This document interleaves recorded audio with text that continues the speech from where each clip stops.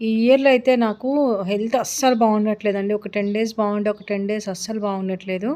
అయితే తిండి సహించక నేనైతే ఇట్లా ఒక సగ్గుబియ్యం జావ అయితే చేసుకుంటున్నానండి. అది మీతో గూడా నేను షేర్ చేసుకుందామని జెప్పేసి ఈ వీడియో అయితే చేస్తున్నా.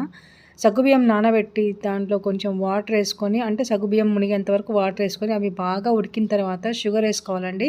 షుగరేసుకొని అవి మంచిగా ఉడికిన తర్వాత సగ్గుబియ్యం 2 బాగా ఉడికిన తర్వాత కొంచెం దగ్గర పడతది గదా! అప్పుడు ఒక స్పూన్ నెయ్యేసుకొని బాగా కలుపుకోవాలి. కలుపుకొని ఇంకొంచెం దగ్గరకు పడిన తర్వాత వాటిని తీసి అయితే పక్కన పెట్టుకోవాలండి.